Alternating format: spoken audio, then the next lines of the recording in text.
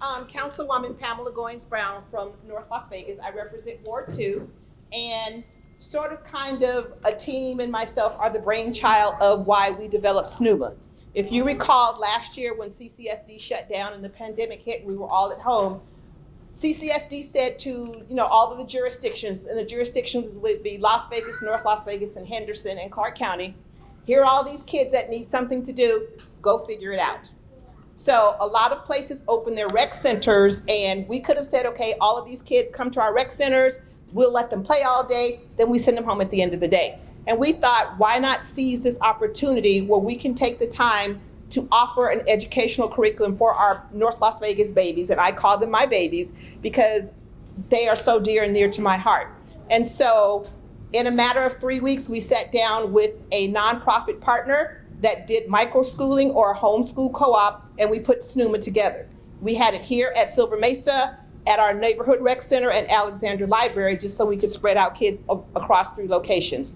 It was so extremely successful, and thanks to you, if you were with us last year, you've asked us to please continue the Southern Nevada Urban Micro Academy. And so we listened to you all, and through some very creative planning, and we have a brand new owner operator that's going to run the program, and I'm not going to steal their thunder. I'll let them tell you how exciting it is. We said, let's continue SNUMA, and so we are here today to give you an overview of the program and the curriculum, and then I want you to ask so many questions that you make us tired, but please ask questions when we get to the end of the presentation. Okay, I'm going to turn it over. Thank you. You want me to stand here or anywhere? Same place, right? Okay, sorry. Here. I'll take this out here. Thank you so much for coming this evening. My name is Shubham Pandey. Like Councilwoman said, we represent the education provider, which is Pioneer Technology and Arts Academy. With me is Mr. Kumabe, who is also with us for answering any questions you guys may have today after the presentation. The goal tonight is to kind of review over what to expect, also kind of give you a background of what PTA is, what have they done, so kind of explain to you how the year will go around, and then we'll come back at the end to ask any questions. But in the interim, if you have any questions, please raise your hand, we'll stop, and we will answer that questions at that time. So that's kind of what the process is. If I can just see how many parents are returning from last year, that'll give us a good idea of, okay, so a lot of new families here. So it's year 2, and it's the dream come true because we have run private schools and we have run charter schools, right? So for us, this is kind of right in between where you are all the parents who have been wanting to do homeschooling, but trying to figure out what's the right steps to do it, what's the way to do it. Your city is very forward thinking to kind of propose something like this, and especially coming after the last year and whatever the last year was, right? So this is a process where I think any parent who have ever thought of having homeschooling and how to go about it, this just takes it to the next level, because here now you have all the resources where you don't have to think about how to get them from one grade level to the next grade level, but there is an operator working and helping you out. You have a whole city behind you helping you out, but it's definitely a process very favorable to parents who are thinking that route. So I will go through the PTAA mission and vision process. We are a STEAM school or a STEM school. I know it's a buzzword and it's used all around, but we are specifically an engineering and technology school. We have been in since 2003, and in state of Nevada, we have worked for last 2 years with other school operators too. So we have been here, we're trying to find how to resolve the process in here, but this is kind of an ideal situation here. But our main mission and vision would be to be a global STEM leader. And when we do talk about STEM, we always talk about STEAM because we have a huge art component attached to us. So STEM stands for science, technology, engineering, math. We obviously don't use the science and math often because that's part of our core. We have to learn science and math, but we definitely focus very heavily on engineering and technology, and that's something which our main mission is. We do prepare our students for the high secondary or secondary education or beyond college education. So obviously all the parents here, your goal is just not to make sure your kid is successful in elementary and middle. You want to make sure they are successful in high school and they are very successful in college. So there is a pathway we'll talk about today. So K-8, if you are through SNUMA, what to expect after that, what to do. So you're not going to just leave you after 8th grade and say you don't have an option. We are working on options beyond that, and we'll discuss that. One of the main vision is to kind of increase the diversity in STEM fields. So right now, if you look at STEM education, it's a very male-dominated and white male-dominated process. And then this is where all the jobs are. You know, if you go last 10 years, you will see most of the jobs that are being created are getting created in the STEM field. And if you go further 10 years, we actually teach concepts that will be for the concepts that are not even created right now, because we're teaching concepts that will be utilized in 10 years from now, and we don't know what those jobs are. So, you know, when we talk about artificial intelligence, we don't know what the jobs will look like, but we need to make sure the course and subjects are being trained. So one of the big goals is to make sure, you know, we create a diverse population that's able to, manage all these jobs that are coming in the future. The female representation is very critical. There are not much girls in going into STEM field, and that's because we do not have enough academies like this teaching these concepts all around. So you're definitely, trying to come to a place where the skills that we're going to teach are going to be very sought after.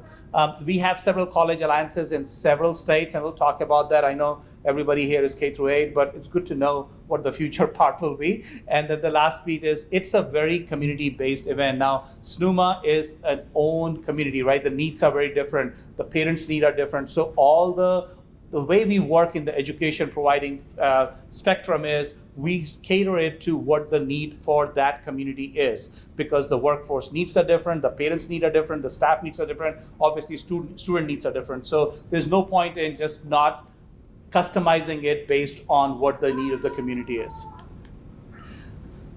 Going to the education philosophy, I'm going to quickly go through this, but the part I want to highlight here is the 21st century skills. We teach all concepts based on project-based learning.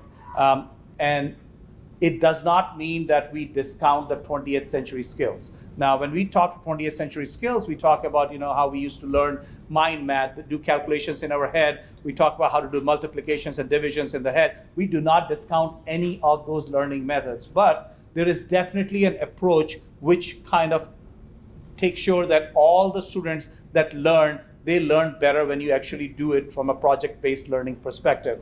I have 3 boys, they all learn differently. There's not a concept I can teach to one that I can replicate to 2. And so why is it any different in a classroom of 15 or 18 kids where everybody learns the process differently at their own pace? And that's the very critical philosophy of our project, where we're trying to make sure that students are able to learn based on these projects they build. The second part kind of follows this. We have an inquiry and investigation approach. What that means, and this is the example I give almost all times, that we all use a solution called 409 at home. And the reason it's called 409 because it has taken that many attempts to make it, right? They failed first 408 times. So some, I would say genius, decided to make it 409, kind of emphasizing, saying, hey, this is how many attempts it took.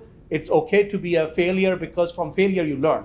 And that process of inquiry and investigation is very critical in the classroom because students want to do things one time and one time only and be correct, right? That's not how an engineering process works. Engineering process is a big circle. It's called a design process where you start, you learn that it failed, how to improve, go back, and it's a constant improvement. So that's kind of basic skills for our philosophy.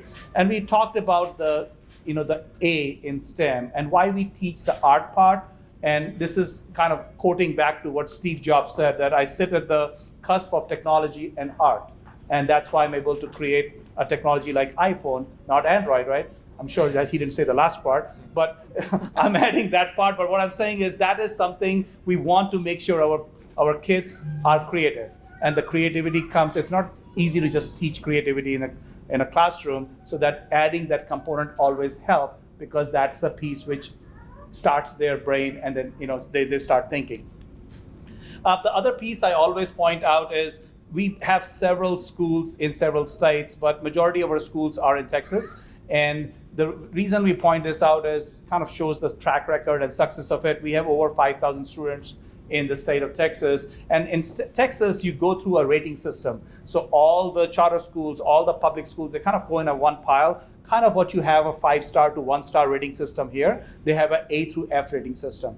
And if you go like for the last several years, if you go back, we have been a consistently A school district. So obviously the things which we are teaching are clicking with the kids, and it's also clicking with, when they finally take the test or when they're finally able to do a standardized test.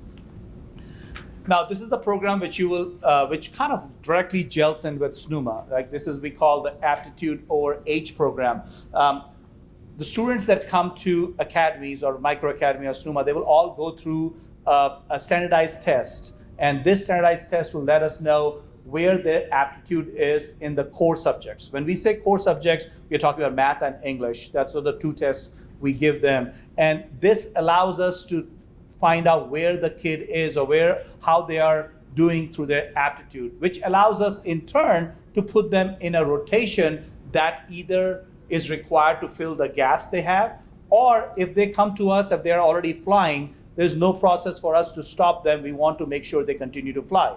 So this piece is very critical. This piece is very important, especially for homeschool parents, because there is a reason why you want your kid to be homeschooled, because they are learning differently or they're learning at an exceptional faster pace. So this process is extremely important, and it kind of gels in very well because we are able to teach them based on their aptitude, not based on their age. This is one of the big factors for our success too, because students have done well. Teachers love this concept. Why do teachers love it? Because if you go to a traditional classroom, you have a big spectrum of kids, right?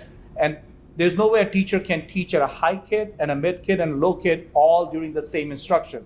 So what do they typically do? They typically teach them right in the middle, because that's the only way to catch high and low. There's no way to catch all of them. When you have a rotation like this, your classroom aptitudes are at the same level. So it's easier for a teacher to create a lesson plan for that particular rotation. So basically, in our cases, you're going to have different rotation setups. So it will be based on, again, how our, what students are coming to Silver Mesa. We're going to talk about the other campus neighborhood where you have options to go. So based on where they're going, we are able to create these small subgroups, whether it's K through 1 or 2nd and 3rd or 4th and 5th or 6 through 8. It all will depend on how the numbers are, how their aptitudes are, but they will create in this rotation process where we will be able to basically create plans for them based on, like I said, based on aptitude. This is one of the things go back to our engineering and technology model, right? This is a scaffolded model which we teach from elementary to middle and high. We're going to leave the high school aside for now. And when you come to all the teachers right now who have been already hired for SNUMA, they're going through a launch program training, which is essentially a Project Lead the Way training. Project Lead the Way is a gold standard in engineering and technology curriculums.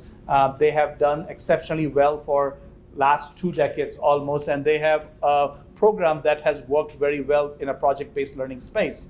So they do like automation and robotics, and they do the coding in elementary. So if you have a kindergarten student, they will go through a coding rotation almost on a daily basis until they move to the middle school. In middle school, they have 6 modules. And we'll show you one of the videos that will kind of highlight the second module, which is a design and modeling module of what a 6th through 8th grade student will learn through this process.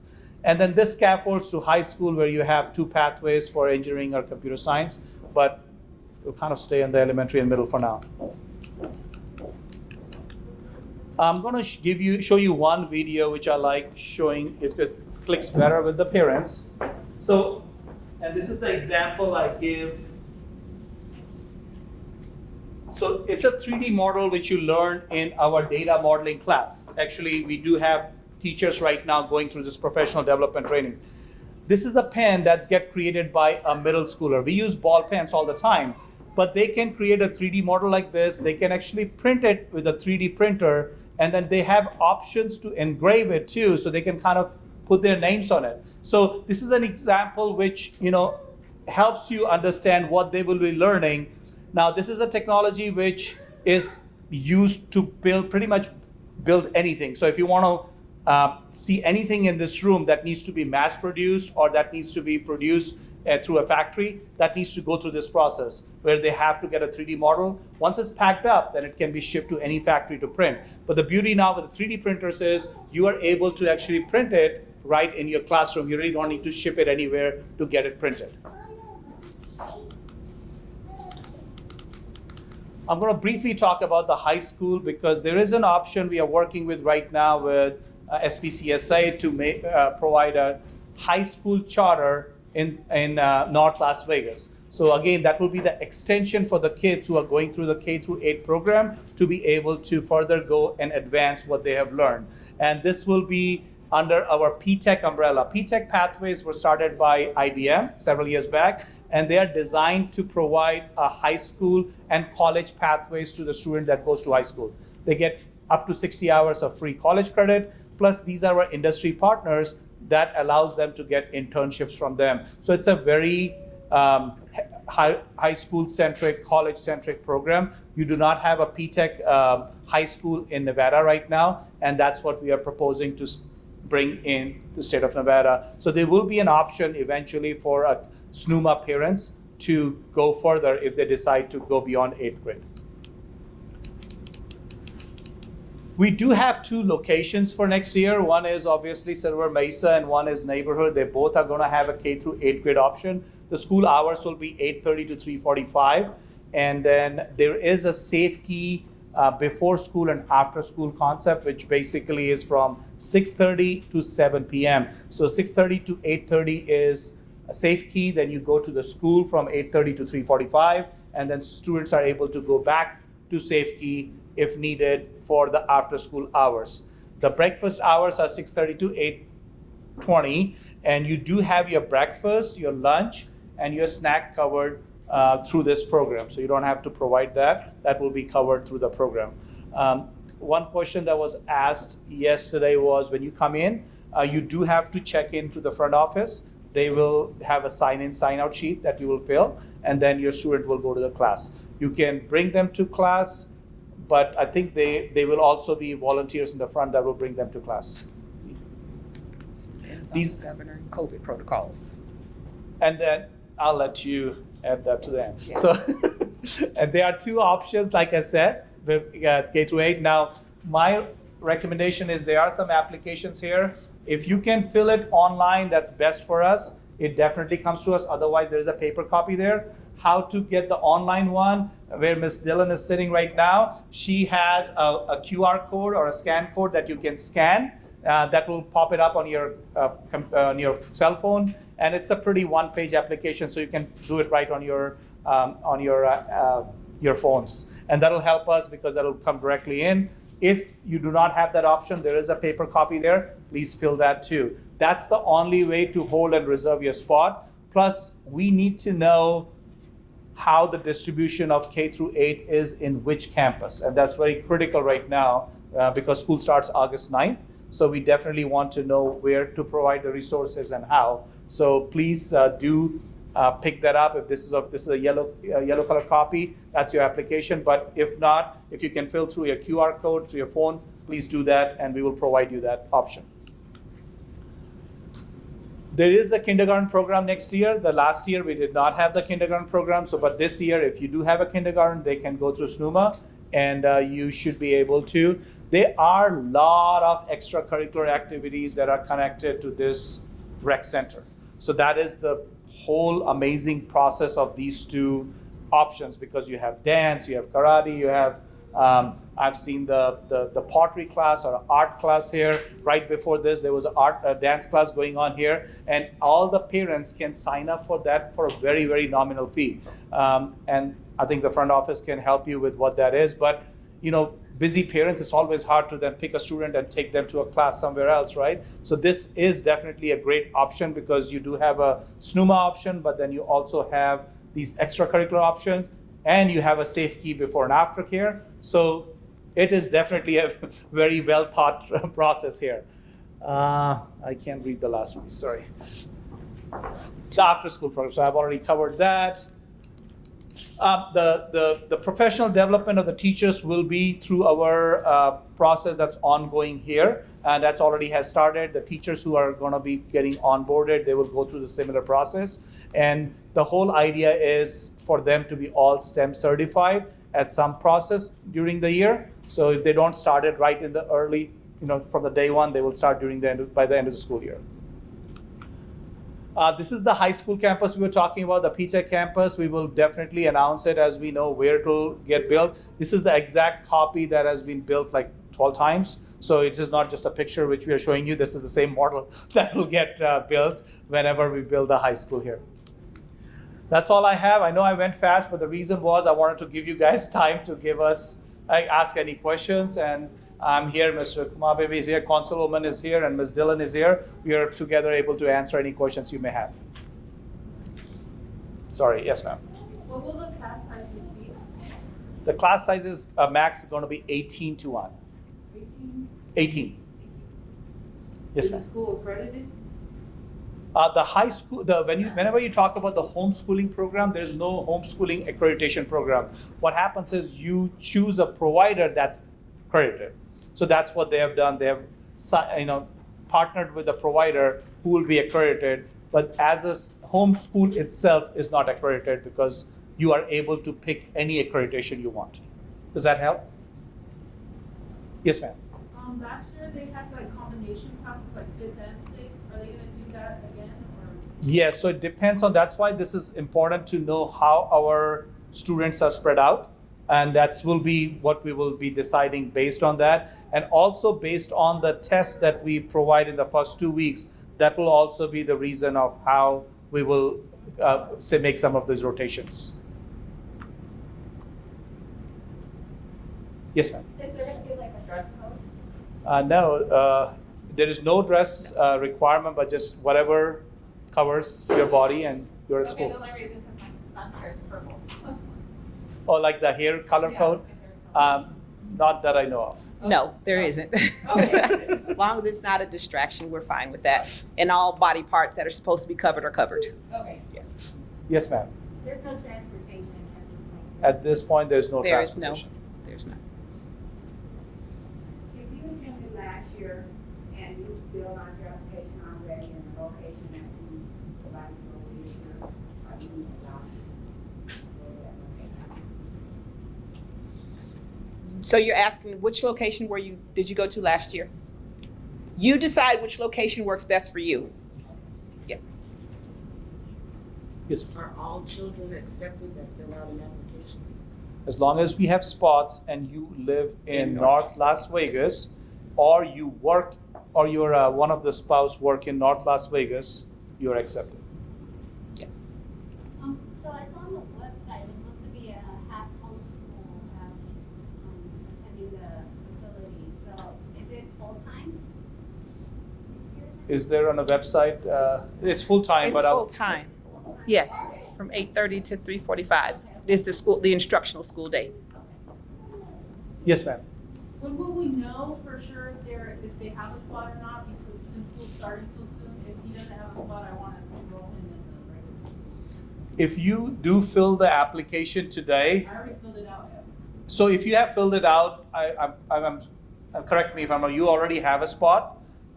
What we need to make sure is the applications that are coming in, new applications coming in, they have the spot. So if you already filled it out, I'm assuming you already have a spot. Oh, You gotta when stand will we here. know for sure? So, hi everyone, please, Councilwoman, I'm fine. Because you have to be on front. Oh, sorry. Hi everyone, I'm Dellen Goldberg. I'm one of the assistant city managers here, so I've been working closely with Councilwoman. The benefit of being here today at the meeting is you're here today at the meeting and we are not full. I mean, we're doing the registration process now. I can tell you from the intent to register, we're gonna be full. So fill out your form. The fact that you're our first group, our second group, but we have spots as of today. If you fill it out and turn it in today, we'll be good. But if you have friends, if you have families, priority will go to last year's returning families. So you'll be set, everybody who's with us last year. We should have plenty of room for all of you here in the room. But if you're telling your cousin, your friend, your neighbor, sooner is better. And if she has filled the form, you are already in, you're gonna get a letter, an email from us basically confirming, and I think the ambassadors are calling in too, confirming. So if you have already filled, you're good. And he went there last year too. Definitely, then you're definitely good. Yes, ma'am. Currently, we're registered for Clark County School District, so how does that work? So that's a good question. So you have to disenroll your student from Clark County. There is an application there which will give you that tells you that you are choosing now to be a homeschool kid. So the Clark County needs to know that you have chosen to be a homeschool student, and then we need that application too, that you have already filed and you have completed that paperwork. So unenroll your child from Clark County, let them know you are going to be homeschooling, and then bring that application to us as well. When you say And to we'll us, have back to form- Silver Mesa? Pardon me? When you say to us, do you mean back to Silver Mesa? Or is there gonna be somewhere else we need to drop the disenrollment? So I'm gonna have flyers for all of you. It has the exact instructions. It literally has the words to write. So all you have to do is copy and paste the paragraph, and then you have to send it to the state. But the email address, the mail address is all on there. So don't leave without the piece of paper. Yes. So when you say homeschool, they're not at home, but they're here, correct? Yes, okay. And another thing I was curious about, some of the advertisement, I noticed with these types of schools, I noticed that the kids are sitting on the floor here, and I'm like, well, is lectures being where they sit down? You know, if they're on the floor, will they have desks, or, you know, I don't get it. Probably you saw pictures like that. It depends on the activity. Okay. They do have desk space or table space with some kind of technology device, laptop or desktop. So yes, it just depends on which activity they're doing. Oh, okay, so Yes. it's not like the entire day? Oh, no. Could be. That's why, Yeah. yeah, when I saw that, I was Yeah. like, okay, wait a minute, are they sitting down all day on the floor? Just depends on what activity they're doing. Oh, Yes, thanks. yes ma'am. And since it's homeschool, if I don't really know about homeschool, is it gonna be an actual teacher teaching Absolutely. most of the time? All of the time. Oh, all the time? Yes. Yes, ma'am. So on that same note, as far as Clark County School District goes, if your class, your student, what about for charter? Same thing. So the charters also need to know. So the main thing is they need to code in their system that you are chosen to be a homeschool student. So they both need to know. Whichever your school district is, whether it's Clark County or a charter school, you need to tell them the same thing, that please, I'm going to unenroll my student and I'm going to homeschool the student. So they can put the right code in their system. So is this considered a charter school then, or it's different from a charter school? It's not a charter school and it's not a Clark County school district. It's essentially a homeschool. It's called Micro Academy, but you're basically choosing to homeschool through this system. So if I may say this, in homeschool, you have, as a parent, you are the one finding the curriculum, you're the one teaching. So in this case, it's been brought to you and they have chosen the process on what to teach, but you are essentially homeschooling because that's the only code this thing falls under. So it's under that umbrella? That is correct. Go ahead, I'll. So as far as like the credits they earn, if in case you decide to take them back to part-time school, it still counts, right? Like all of the credits they earn from attending this school. That is correct. So essentially you can go back to, so when you go back to school district, right, your student will be given admission based on their age. So if they are second grader, third grader, fifth grader, whatever grade they go to, the homeschooling piece is required by the law, right? You cannot just not teach your student. So that's why these steps are. You are basically saying you're taking them out of CCSD and you're going to personally homeschool. But then if you decide to go back, nothing stops you from going back because you have, again, they will change the code from homeschool back to the school system. Ms. Penny, and if I may add, excuse me, Mr. Kamabi, the autonomy that the teachers have here with this program versus a CCSD program is really what the value comes, because we don't have to follow a certain set curriculum or a certain set script. So what you're getting is a lot of creativity from the teachers to teach project-based learning, things that Mr. Penny talked about. So we're looking to kind of get away from that kind of 9 to 5 normal script that you see at the CCSD and we're going to bring in some of that project-based learning, some of that STEM, some of that robotics, so that we can actually have more of an engaging education for our students. And the expectation is that this is school. So, attendance is required. Your child is expected to be here every single day. And if there's a reason that they start to miss more days than they should, we're going to sit down and have that conversation with you to see what's going on. Is there something that we can help you with, or do you need some assistance with anything? And so if that's the case and we find that this is a serious commitment, and then we may ask you to not participate in our program, because we do expect your child to be here, because that's the way they're going to be successful and learn. Yes, ma'am. Councilwoman, this question is for you. So last year, my daughter, she came in pretty late, but during the school year, and the program was great. She absolutely loves SNUMA.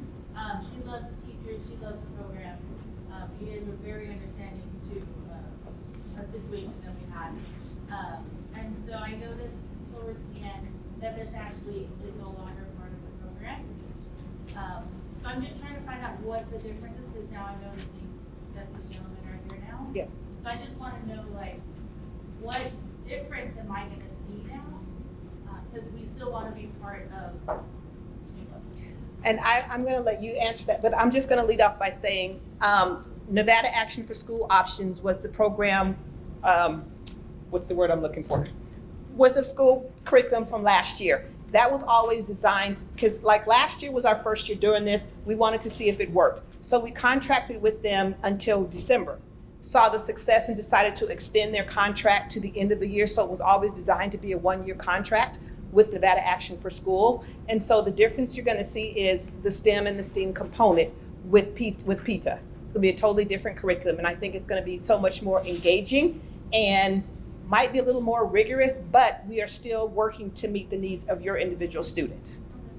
If you So, wanna add yeah, so I think the program started, when it was evolving last year, right? So it was amazing that, they were able to extend it from December to next year. But at this point, I think there was a whole process of what to do for the future piece of it, right? How to sustain it and kind of expand on it. And that's where this process came out and said, let's figure out what else can we add for the sustainability. And that's kind of where we came in. So you will definitely see more rigorous process in, and also, we have taught these for several years, right? So it's going to be a process where we're going to put more structure, a little more structure in the classroom, although, the whole process is to learn at your own pace, but at least the students will be able to kind of, have a whole process of, hey, this is what to look forward to, this, and they have a starting point and ending point, and you're gonna probably see more progress reports from us as well, because as a parent, you wanna know, where my student started, how was the mid-year process, where was the end of the year process, so kind of put more of those systems in place for you. And then if I can just add, so the way we came about finding our fabulous operators is we put out an RFP, a request for proposals, to run our school.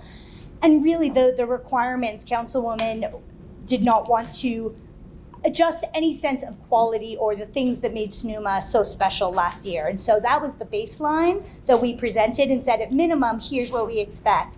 And then what can you bring to make the program even better? And so our fabulous partners, were able to understand and embrace what we built last year, and now they're bringing that STEM component. But I can tell you, the feedback I heard personally, my kids were here last year, was that human touch, the families, everybody knows your name, your kid's name, your husband's name, your other kid's name. When you come in that door, if somebody's not at school for a day, they're calling your house saying, are you okay, where are you? It's that whole kind of family. If a family's struggling, we see how we can help. And so that sort of sense of community, I think, was one of the most important pieces, and I think you'll see that next year as well. I have a couple questions. One thing that I'm curious about, will there be a library provided? Will there be a school nurse? Is there administration that will be on campus with the students? So how does that all factor into the program? You want to go ahead? This structure is very unique and I'm saying it as us running several schools, right? You have a front check-in process, you have a whole security process, you have a call-in process where say, hey, this computer is not working, or there's a whole IT framework provided with the whole structure. And then also all these other availability to, there's a basketball area you can use, and then you have these kind of facilities that you have. So it's a very well-rounded program that can be run in a space like this, and very happy to have a place like this. There are components where you don't need the administration on the front end constantly, just because of how it's set up, because there are multiple support levels that exist. But there is a lot of support at the back end that exists, and if we see a need of changing, modifying, that will be done very quickly. So there won't be a school nurse then? Sense. Unless there is a rec space has its own nurse, then we will be able to use it, but SNUMA by themselves will not have a nurse. And library, no library. So that's, thank you, I've missed that part. We have a lot of, so most of the library spaces are moving towards online space just because of the constant subscriptions and stuff like that. So the students will have a very heavy online-based subscription just because of, the process we have. And they have one-to-one technology, so that they are able to then do research at their own pace as well. Yeah, so then what about books? I mean, you want your kids to get the library books. Would you guys take library trips in that get actual books? Or? No, so I didn't mean to say there won't be any books. Yeah, There are definitely books, but I'm saying is you're not going to walk in with thousands of books around, just like a library feel. But every classroom has its own library space where people they can read. And we have a great partnership with, like Amazon has donated tons and tons of books. And so I have 200 I have to go pick up probably today or tomorrow. So once we go through those, we will be able to see where the need is, because I have to break them off, so that they're age appropriate. So and then my other question is for you, Councilwoman, would be, so it seems as though there was a lot of people on the platform that were like in a bid for implementing this program that you established here. Mhm. So then you went through all the other schools. What made you dead set on saying, we're gonna go with you with the Micro Academy, with this program that you're implementing here? We, and staff and I went through the RFPs that were submitted, and we looked at which each program could offer based on our standards, where we wanted our children to move. We wanted to move the pendulum. We wanted to keep it trajecting toward this way, not staying flat, not going down. And so what they presented to us fit that mold versus the other ones that submitted their applications. They were all good applications, but we were looking for grades. Yeah, you only can select one. So Yes. I just wanted to know what was it that stood out to you that said, and to your committee that said, what, this is the one we're gonna go with. And the incorporation of the STEAM component was really important as well, and then to add the art component to it as well. Yeah. And then just how kids will move through the curriculum. We just don't herd them through. It's all like we're developing an individual plan for each child. If they're struggling, we're gonna make sure that they understand those skills before we just say, okay, we're done with standard 8-point whatever, let's go on, we have to go to the next one because we're on a pacing calendar. We have the leeway to say, okay, let's step back, make sure you understand, let's say fractions, let's make sure you understand them, then we will progress you toward that end goal. So they have a proven record then from Texas? Yes. Texas is where it was implemented, and that's the only place, that's the only state where it's. No, we are in Colorado, Nevada, Arizona, and Texas. So originally from Texas, because we've been there since 2003. So a lot of our kids are in Texas. And if I may, ma'am, I'm actually one of the administrators that will be supporting the program, so that's why I'm here. So Wait a yes. minute, and I think, were you my grandson's teacher last year? What was your grandson's name? Rizera Kyler. That's my boy. Yes. So you should know why we're here, because we're the best, like Councilwoman said. So yes. Oh, okay. So yes, you know me, right? Yes, I know ma'am. you. Yes, ma'am. That's my baby. Tell him I still got a copy of the book for him. Oh, okay. Yes. Let's go back here and then we'll come to you, Ben. So we're talking about aptitude level. That means that we always going to keep the students, make sure they're moving in grades, or can students slow down and stay behind and the student finish quicker? You talk about separating them depending on their aptitude level. So the good thing about the aptitude level is it catches both spectrums, right? So if if a student comes and they are struggling and they have gaps, right? So we need to make sure those gaps are being filled, and then bring them to the grade level at their pace, but by the end of the school year. So then coming back next school year, they are actually doing above or at their grade level. So and the same thing with the other process you said is, if you're coming in and you have already mastered some of these skills, there's no point in reteaching you the skills. Like Councilwoman said, it makes no sense to do it based on what the pacing calendar is saying. It's based on what your student needs are, and that's why it's designed this way. Is that what you were asking? Sorry. So can you say right now you guys offer to 8th grade? If somebody finishes all the way quicker than their 8th grade year was coming up, will they be able to get accepted at Clark County High School if they finish that quicker, or do you keep them in the 8th grade until their age is? No, so when you go back to Clark County School District, they will always take you at the age level.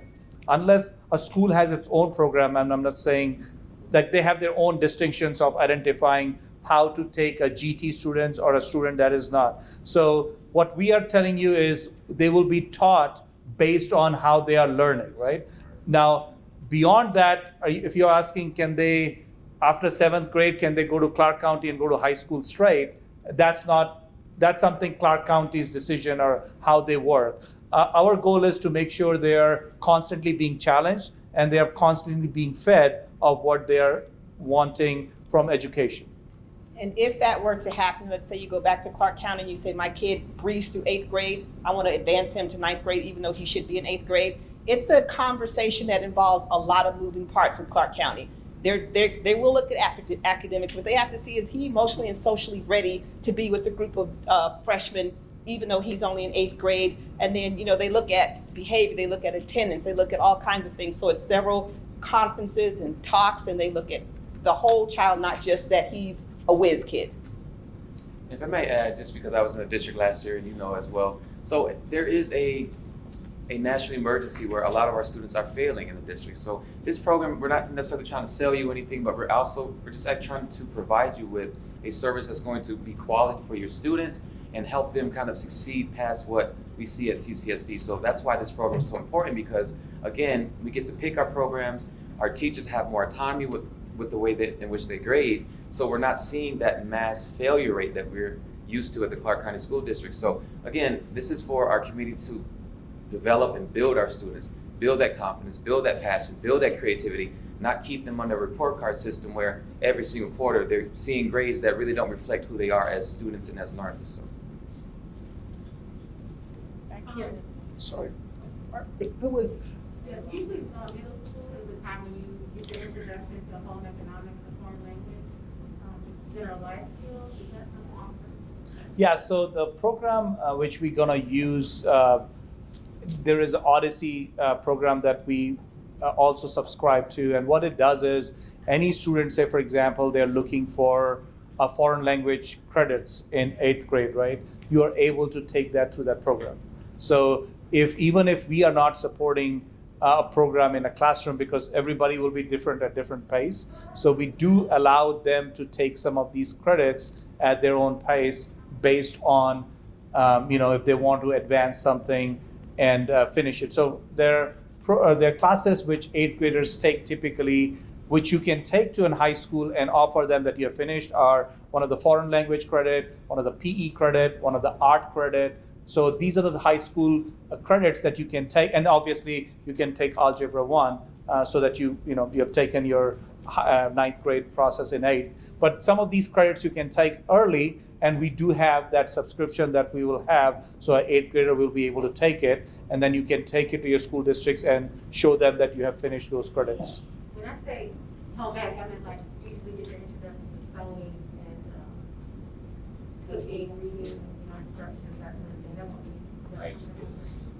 be. No, so we do not. So the Odyssey Ware, and we use 2 software. They pretty much have anything you want, but I haven't seen the cooking piece to it.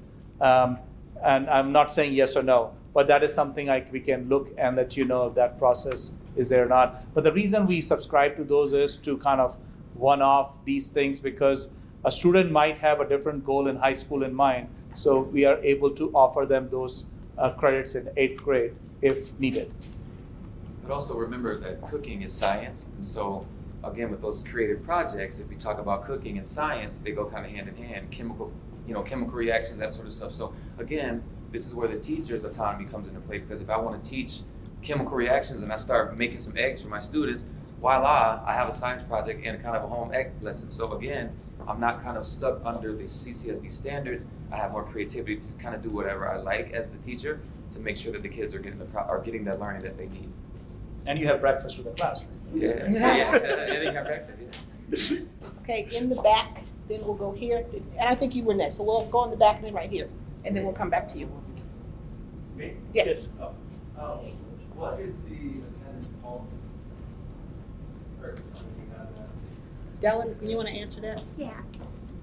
Absolutely. So we'll have all our policies, COVID policy, attendance policy in the first week packet, but generally speaking, this is a highly sought after program, and like I said, there's gonna be a wait list, so we expect that commitment from families. This is certainly not CCSD March 2020 drop-in daycare. This is an academic program.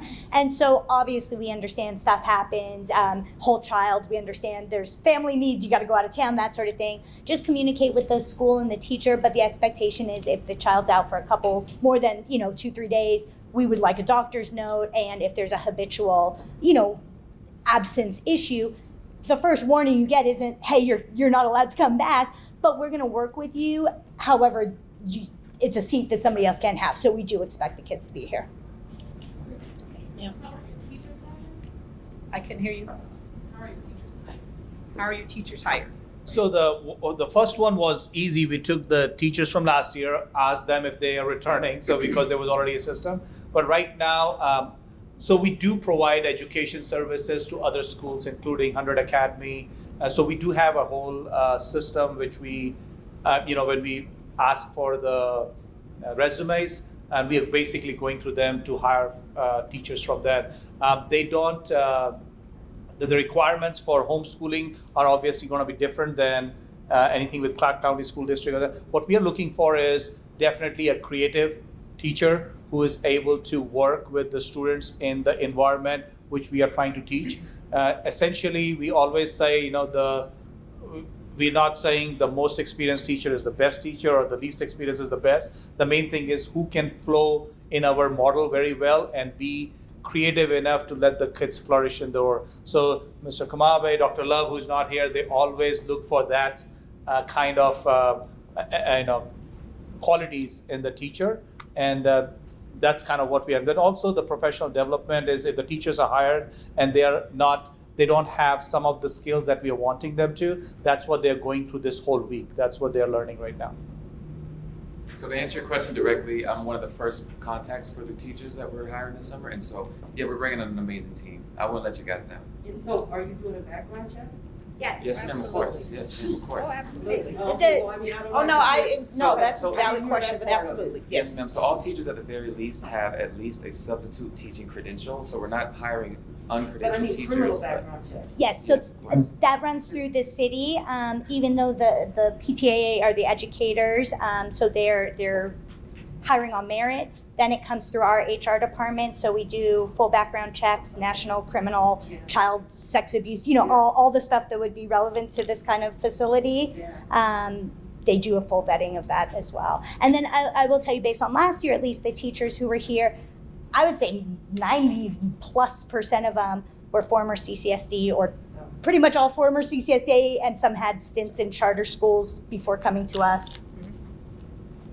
One of the strong things you have is the alliance with the city and the support of the city. So there's a lot of options that become available to make sure those things work. Okay, go ahead. Ma'am? I'm sorry, I have a couple of questions, just because I just got the email, so I'm not familiar with the program at all. The first one is the class rotation. I know you guys talked about grouping them different. Are they with the same teacher the entire time that they're in school? Or They does can, that rotate? no, it depends on the age. Obviously in kindergarten, K through 3, they are with the same teacher, but they will still rotate to a STEM rotation with a different teacher. They will probably still rotate to a PE teacher when they come to the space here.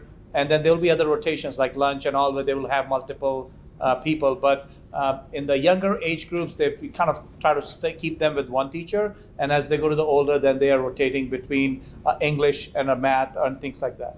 Okay. And then for grades, how do we as the parents, I know you mentioned progress reports, but is there like any type of visual thing that we can have? Report card. So you get two things. You obviously get a progress report through the systems which we use, which tells you more around how they are doing here, but also what the national norms are. So you kind of get a good idea, right? But then you get a report card like you do. It comes through Jupyter Grades, which basically allows you to kind of see based on whether it's 4-semester grade. It's typically how it's going to be, how they have done it, and what the progress is. It's not going to be a number system in kindergarten, but in other 1st through 8th grade, it will be a number system. Okay. And then do they get homework? Do they like regular school, or is it just kind of like homeschool, like when you're done? Yeah, so what I would say is there are things which we call homework which should not be called homework, right? So there's what we call a reading log. We want your kids to read every day. And we would say bring your reading log weekly back to school, right? So we want your kids to read at least 20 minutes a day. And if you have something going on that day, that's why we give the whole week.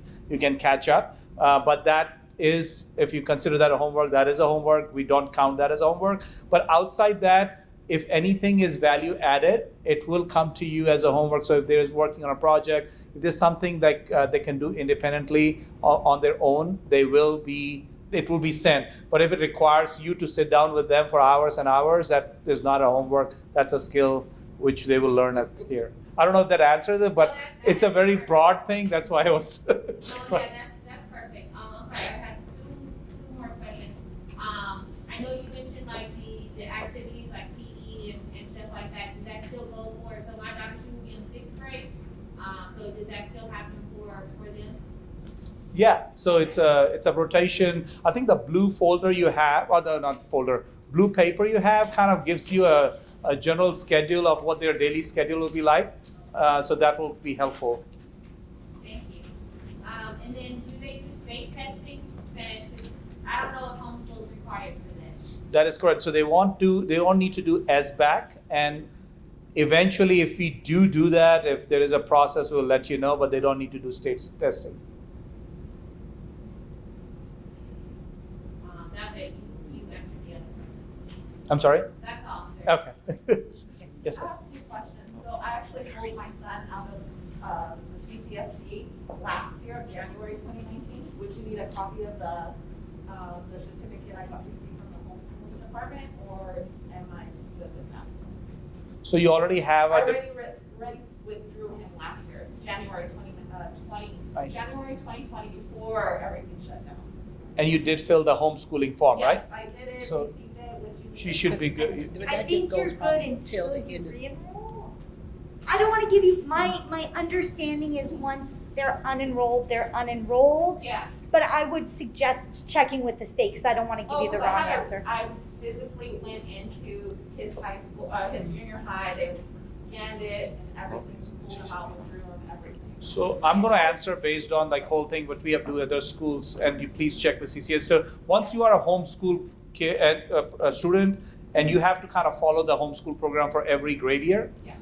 So as long as you do that, you're a homeschool student. Okay, yeah, so he's been. But please check Double check to make sure. check with CCSD just to Oh, make sure. And second thing is for going back to the attendance, do you guys do like planned, what is it? Planned, what is it like? for- Excused absence. Excused absence, it's kind of like prearranged absences. So like Ms. Dillon was saying earlier, we'll work with you if there is a need for the absence. I think what we are concerned and worried about when you see an Habitual. yeah, like it's a constant process, right? That's our concern. The only concern is just because there are dates that are already set, so that would be, and it's just 2 particular, Yeah. dates. But that's what my main concern is, and other than that, it's just like. Just communicate with the school, Okay. and we'll talk. That could be an offline thing. We can make sure that we're Oh, taking that care would of. be- Yeah. So, this woman in the skirt. Okay. You had a question, ma'am? Oh, yeah, are you guys gonna follow the same school calendar as Clark County School District? Yes. The holidays, and Yes. then they have their, some days are off because of a conference and so forth, exactly as they have it set up. We are following their schools, the calendar, as far as the professional development days. Yeah. okay. Probably they will not have that off. It just depends on what's going on with them, but we're gonna follow their overall schedule. And we do have copies of calendars here. Okay, so this So- is your calendar. That's, Yes. absolutely, that's SNUMA. So those might not align, but yeah, we'll follow that calendar. Okay. Right here, and then we'll get you in a minute. Yes. I'm worried about the security reasons, since this is a rec center. Mhm. What stops other people from using the rec center while my kid is in school? Great question. I'm gonna leave that to Ms. Goldberg. Yes. He's work. Go. Okay. You can be the asker. Okay, sorry, I'll be quiet. I'm just wondering. Yeah, so the question was about safety and security. Since it's a rec center, as you can see, there's other people here. So that's a great question. This will be a working rec center, as will neighborhood rec center. The process, there'll be an entrance at the front for the SNUMA kids. And so in the morning, you'll take whoever's dropping off, they'll be authorized a list of who's able to drop off and pick up. So you bring your child, they get to know you after like the first week. So they'll say, hi mom, hi dad. Child goes back, we'll have the staff there, so no adults will go back to the classroom area. All SNUMA staff, like we have, these are City of North Las Vegas badges. So all city staff that work at the rec center will be badged, and we know our staff, the people who work here. Anybody who comes in for a dance class to use the gym will not be allowed past the SNUMA part. The whole one side will be SNUMA. There'll be distinct areas, if that makes sense. And then any SNUMA teachers or staff will have SNUMA badges, so it'll be very apparent that they are allowed to be in those areas. So pretty much any adult without a badge should not be back there. And we have extensive rec staff who run our programming here, so there'll be an added layer of protection on top of the school staff.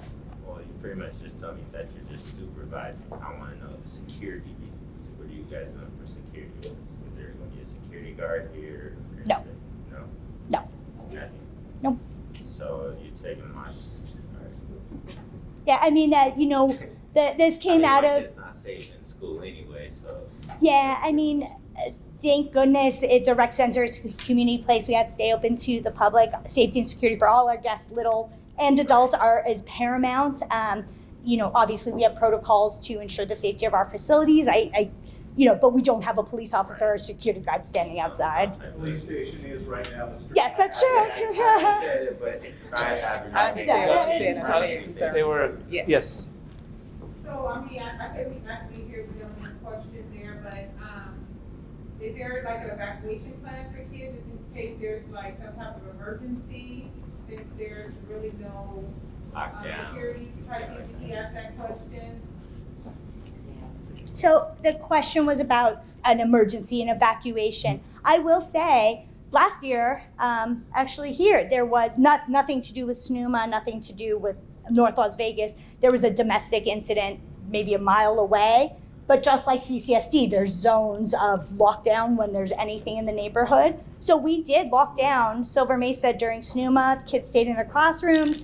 They played games or did whatever they did. They knew something was going on. They had a sense because it was a little bit different, but they weren't traumatized. My kids came home saying like, oh yeah, we just didn't go outside for a little bit. Something was going on. So, I mean, there are processes in place that we have executed both as a rec center and as a school. So we have all those protocols, but again, there's not a police officer here. And just to add to that, we build relationships with the City of North Las Vegas Police Department. So literally, if there's ever any kind of incident, it all would take is just a phone call or a text, and we would have it locked down like this. So even though we don't have a security guard here, it would literally take about a minute probably before we have this whole place locked down with cops, needed. So. And with every building there has to be an evacuation plan if there's, let's say there's a fire. You have to have escape routes, and kids will practice those plans. And just like in Clark County School District, because I'm a retired educator from Clark County School District, schools do their own drills now. Fire part, they don't come out, they just stop doing that. So you have to have something in place where you can get your kids from point A to point B if needed. And there's an evacuation plan in every public building, just like any place else. One more question to that. So what does the pickup drop off look like? I know you said that we need to sign the children in. I'm used to the charter school type of routine where we pick the kids up, they at the curbside and drop them off at the curbside, pick them up at the curbside. What does that look like for SNUMA as far as that goes? Yeah, so there would not be curbside. As you can see, we have ample parking, so it's pretty much, I don't think there was ever not a spot available. You pull up, you know, mom or dad or grandma or grandpa jump out. The setup is right at the door, so you drop them off, sign them in, and then for pickup, it's essentially the reverse. You need to show ID. There's, you know, designated people, only these 2 or 3 people can pick up your kid, and they check IDs, you sign them out. So mom or dad or caregiver do need to come physically get the kid, and then the staff person radios back to staff, say, you know, send up Jimmy, he comes, and then you go on your way. And that's the same. We also have our Fun Zone is our version of Safe Key, so it's before and after care. And so it would be a similar, you know, if you come at 6 a.m. for Fun Zone or pick up at 5:30, similar process. Yes. So I have 2 questions. Last year you dropped the students at the back, and you keep saying the front entrance. So we have to take them to the front entrance and drop them off this year. To be determined, actually. So you're exactly right. Last year we had Just because of COVID. we had a dedicated entrance, and it's really, we're waiting to see numbers. Depending on how many classrooms, we'll decide which side of the building we are. So the SNUMA side from last year, we only had the 2 classrooms there. I think we're going to outgrow it, so I think SNUMA is going to be on the opposite side of the building. The only question we got to talk to our staff.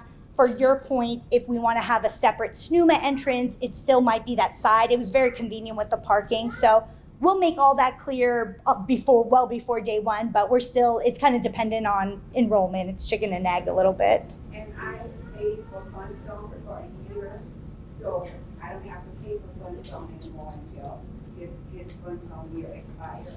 Correct. If you have any remaining time or funds, it'll just apply. Okay. Yes. Is 1, 2, 3.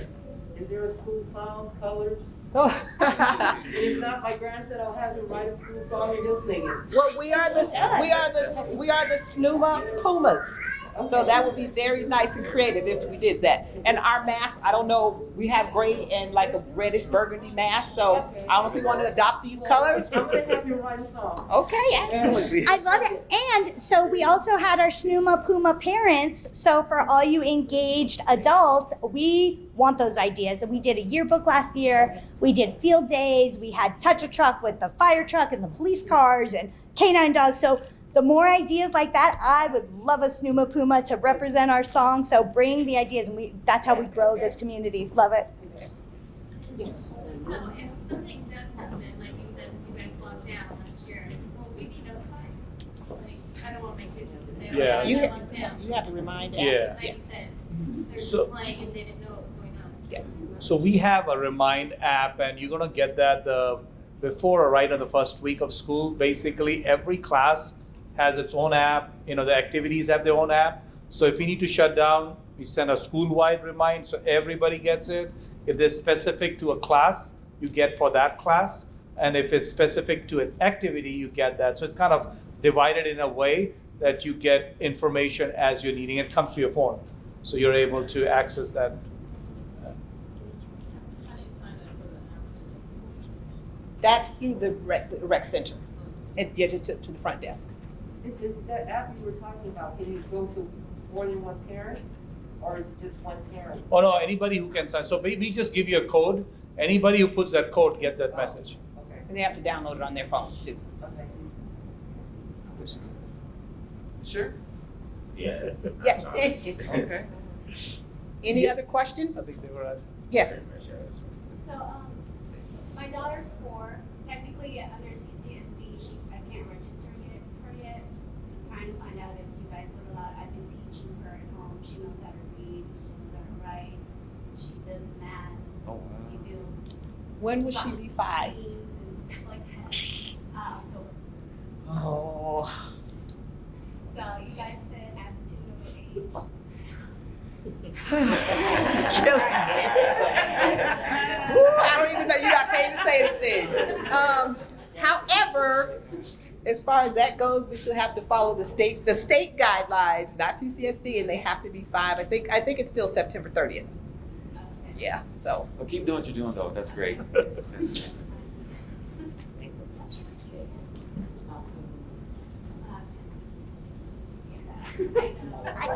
Ugh, I know I'm an October baby, so. Me like, too. Yeah. Do our kids have any questions? Any of our future Pumas? About to call you out. Yeah. I have about the application, the parent has to sign, correct? Yes. Because, I mean, my daughter couldn't sign this until later today or tomorrow, so I mean, That's fine. Yeah. Just, I still wanna have them in, I want them on the list, or. So there are 2 applications. I think this is the one you can fill right now. Oh, okay. But you can do it on. Yeah, you can do online. I mean, that's what I mean. Is there a website to go to for online? 'Cause Yes. my phone, I have trouble trying to scan it, I'm not that savvy with the scanning part.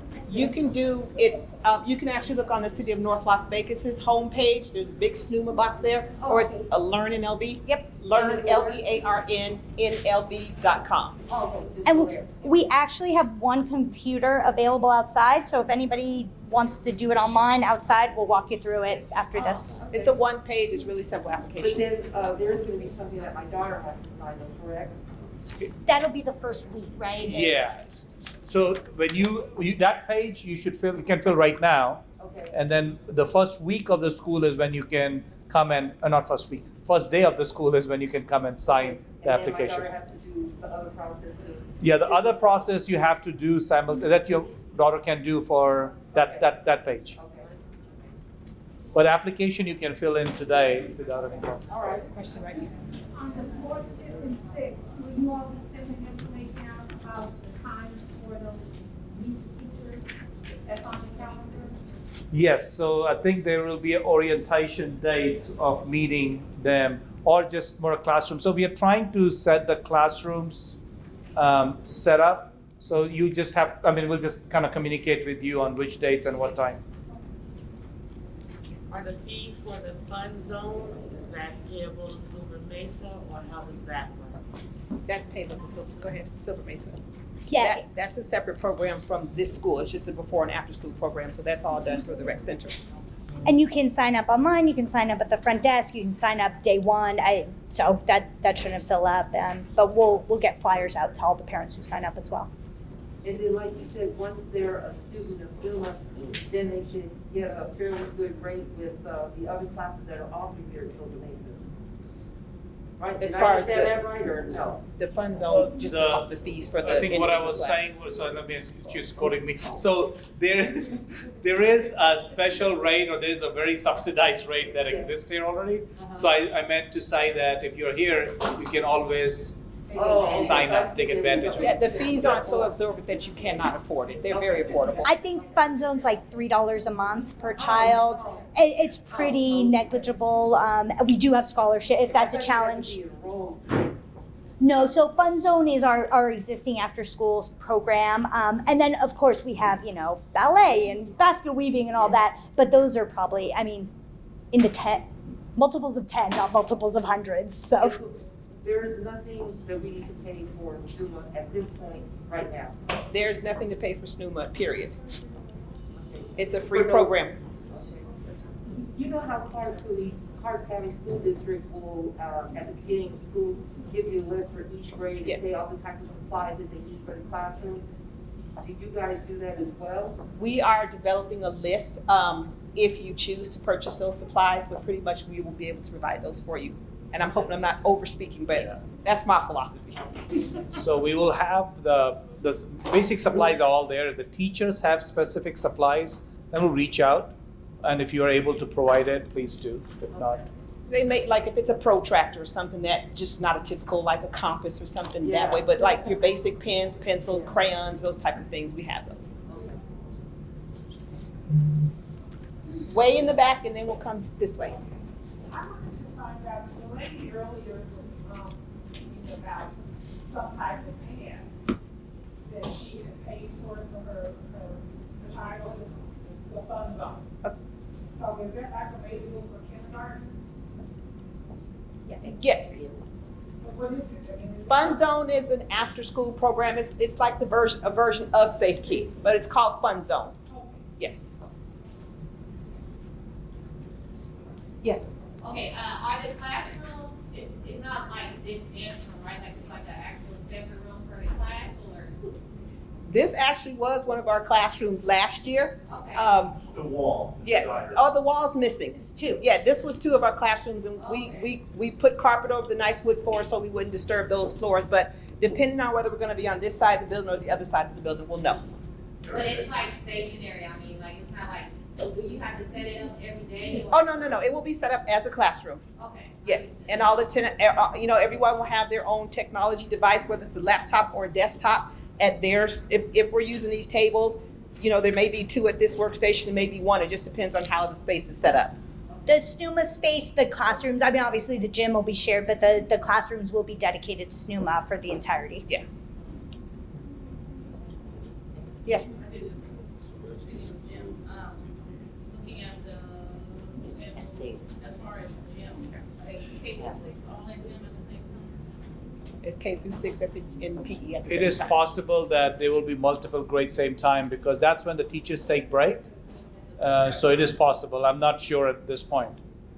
It is possible that the PE programs will be, I won't say K through 6, but definitely like a K to 3 or 3 to 5 or things like that. Philosophy, kindergarten and 6th grade do not. They do not mix. No, I don't mean, yeah, that's not gonna how it's gonna be.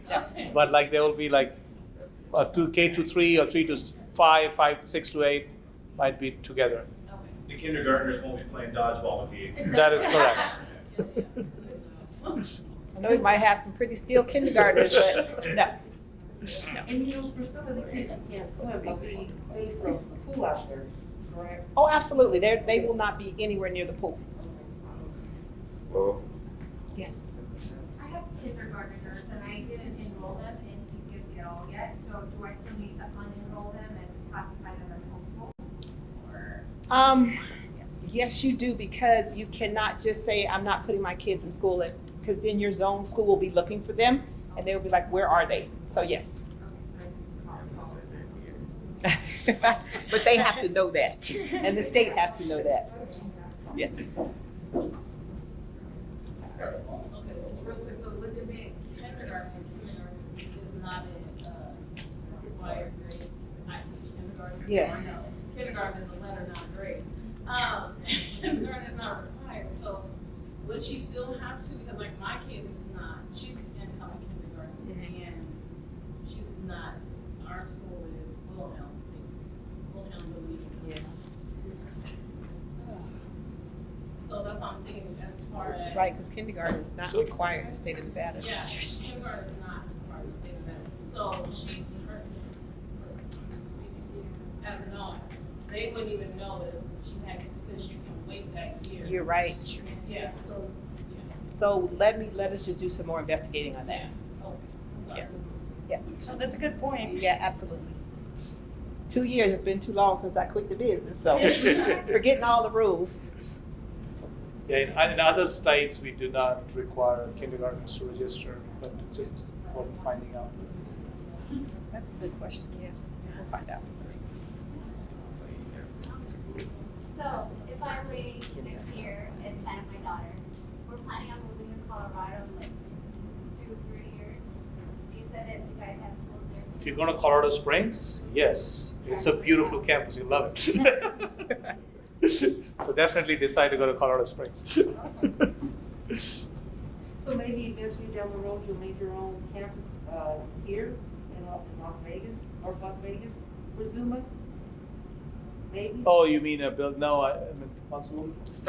For PETA? No, like she's saying, would we make like a SNUMA campus? School. That requires. So, I want to say, my assistant city manager is here. She might slap my hand. I want to say yes, but we will see.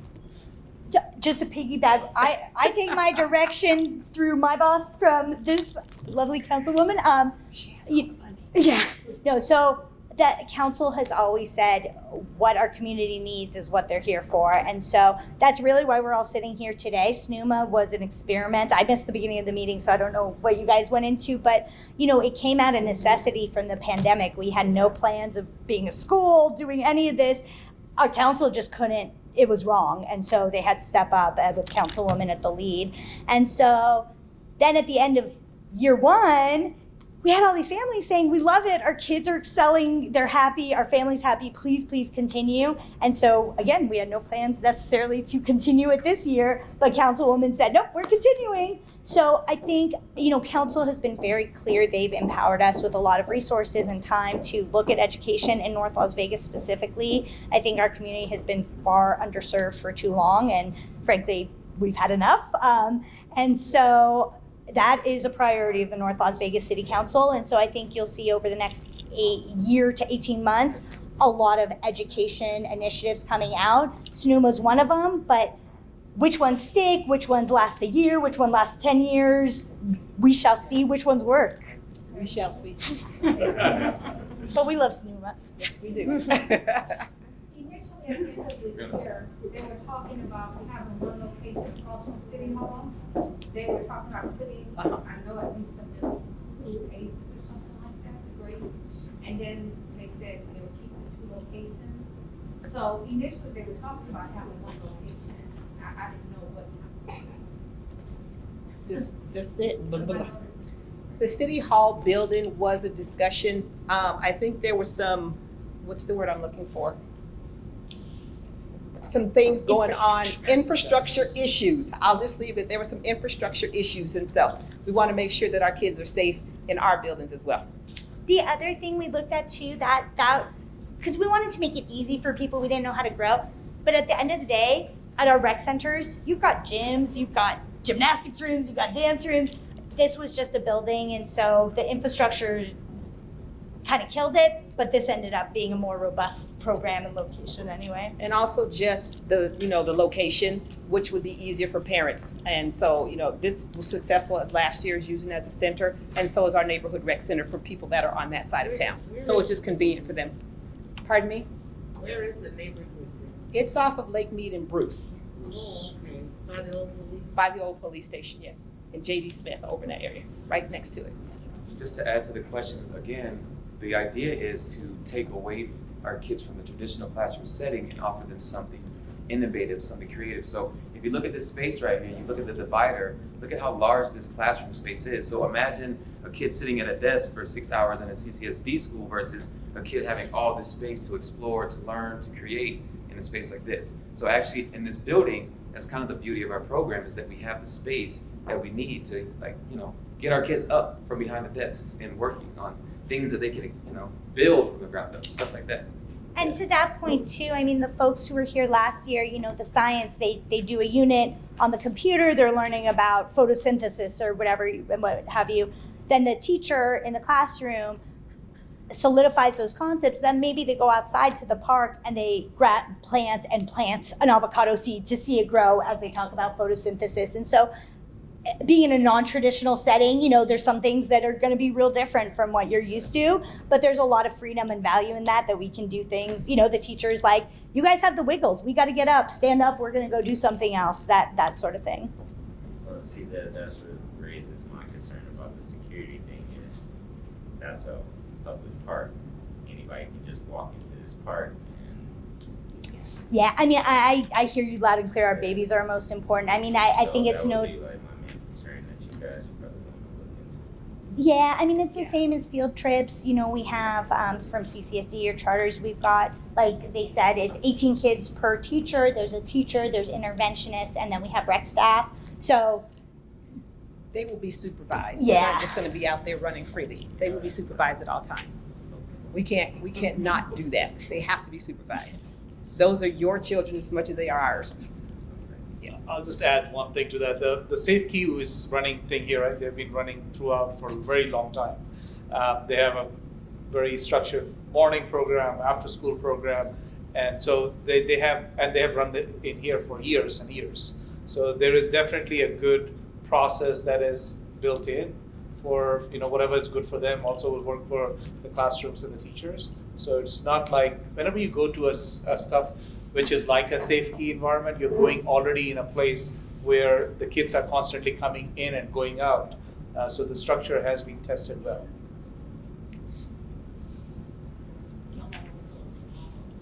How many classrooms, like for kindergarten, how many kindergarten classrooms? So it depends, that's one thing we need is that, to figure out, right now, we have applications, but first time we didn't even know whether they wanted Silver Mesa or neighborhood, right? So we're going back now and say, please fill that. So it depends on what are coming in. We have flex space like this available, and both, that's kind of what I'm saying. So they have, they're gonna add more if possible. And that is something both Councilwoman and the city is working towards. So if we have a structured number, it's easier for us to go and say, we do need one more kindergarten.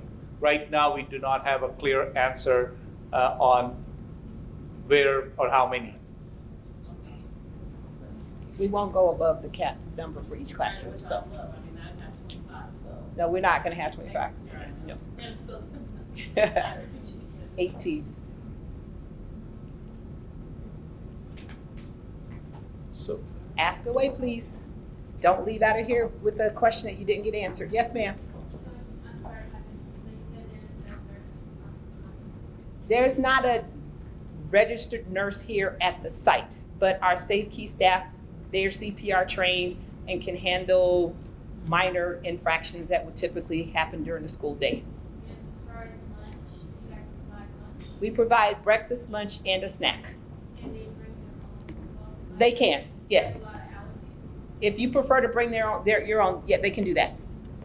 And if I can just add, so if for the nurse, if there's medications, if there's an EpiPen, if there's stuff like that, we do have a secure locked fridge that's with staff in a supervisor's office. So if there are prescription, stuff that we have to give, I think it's like CCSD. I don't think we can administer it, but I think the child can take it. But it has to be in the prescription. In the bottle. Yeah, it has But to be in the prescription bottle. we'll work with families if your kid has, needs that, regular needs, I guess. Yes. So we all know that, the pandemic is like up and down with this. I'm not trying to ask y'all for predictability, but in the event, since I think we're doing the online through the Micro Academy, if for some reason it was a high intake and those students can't per se come here, but they need to be at home, would they still be able to access that curriculum from home? So I thought the question was different, but it's changed, so I'm gonna answer that.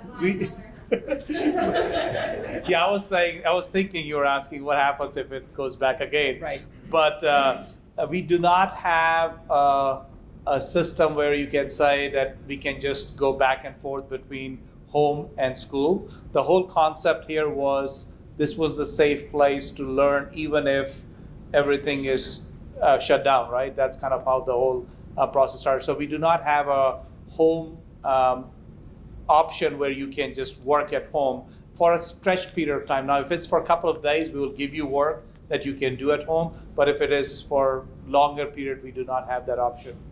And that was another reason we started SNUMA last year, because the entire city was shut down. But we were still able to have a safe learning environment in person every single day for our kids with 0 cases through the entire school year last year. So assuming with that being said, then you probably have some type of protocol. Oh, absolutely. Here to invest. First and foremost, we have to follow the state guidelines, and then whatever, the city guidelines, we all have our COVID plans in place. So if masks are required, probably will, I think they are as of Friday. So we have to follow those guidelines. We can't not just say, we're not going to follow those because we don't want to, but we have to. Because we have to ensure that they're safe as well. Right, okay, thank you. Mm-hmm. And will they do the temperatures like they did last year as well? That's not required as of yet, as far as I know, unless that changes. It just depends on what the governor issues for each state and jurisdiction. Yeah, we take our guidance straight. So the second there's a directive, I'm the one who types it into our policy and updates it. So we are on it in real live time. So yeah, we did do the temperatures initially. There's hand sanitizer all over the place. There's, we had masks the whole time. So all that, but obviously if it goes up or down, we'll adjust accordingly.